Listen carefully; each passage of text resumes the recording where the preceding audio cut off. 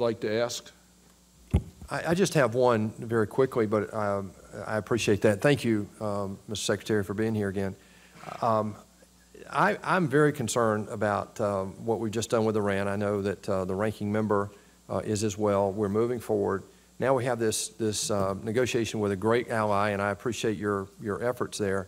I'd just like to pursue the need for South Korea's desire to enrich. I mean, it's just that simple. I know we've got this study group. We're going to be looking at this, and I applaud that. But I'm very concerned. Let me put that in perspective for the record. As we looked at this in the Iran negotiation or conversation, there are about 190 NPT countries today, 9 of which have, well, not all of these are in the NPT. There are 5 countries in NPT that today have a nuclear weapon. There are 4, North Korea, Israel, Pakistan, and India, that are non-NPT, but do have weapons. There are 5 countries, and now 6, including Iran, that have civil nuclear programs and are allowed to enrich under NPT: Germany, Holland, Japan, Brazil, and Argentina. And then there are 18 countries, of which South Korea is a member, that have civil programs and are not allowed to enrich. So the question is, under what circumstances does it make sense for us to start looking at these 18 countries and others, as the example of Iran, to start enrichment? The supply chain, I know, was mentioned by the Iranians and so forth, which I find to be fairly hollow.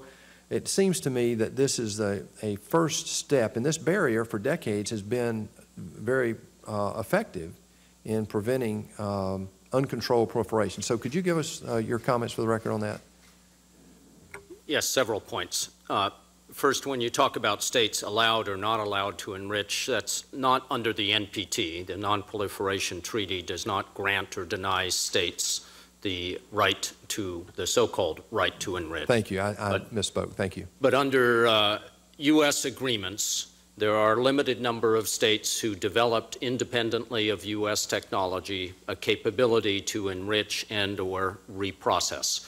And the recognition of that indigenous capability is contained in a number of our 1, 2, 3 agreements.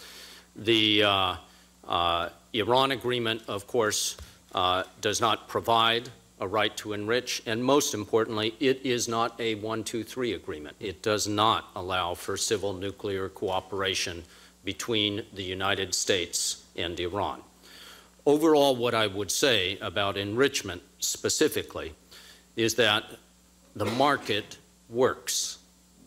There is a surplus of enrichment capacity in the world for those states who wish to develop nuclear power. They can purchase the fuel they need on the global market. That is what was always economically ludicrous about Iran's claim that it needed to develop this capacity. Right. In the case of the Republic of Korea, we have agreed that this is a topic we will discuss in the future. I think it is premature to talk about an ROK desire to enrich, but it is accurate to talk about an ROK desire to keep that option open. And that's what we have agreed to do in this case. Thank you, Mr. Secretary. Thank you, Mr. Ranking Member.